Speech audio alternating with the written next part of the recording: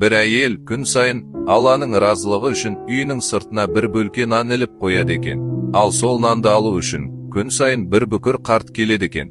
Бірақ ол алғыс айтудың орнына үнемі бір ғана оғаш сөзді қайталап, не істесең, сол өзіңе қайтып келеді дейтін.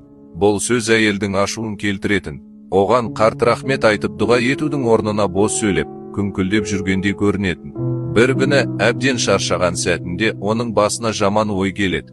Осы әңгімені бір жола тоқтатайын деп, ол нанға у қосып қояды.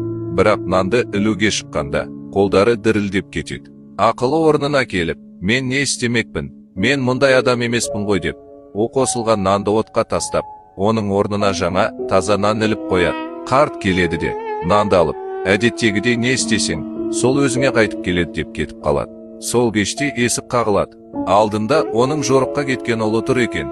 Киімі жыртылған, аштықтан әлсіреп, әрең тұр. Ол құлап бара жатып, анашым, мен аштан өліп қала жаздадым. Бірақ жолда бір қарт періште маған өз нанын берді дейді.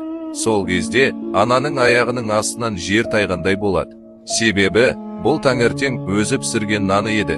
Жүрегі қатты соғады. Егер ол бүгін у қосылған нанды ауыстырмағанында, өз баласын өз қолымен өлтірер еді.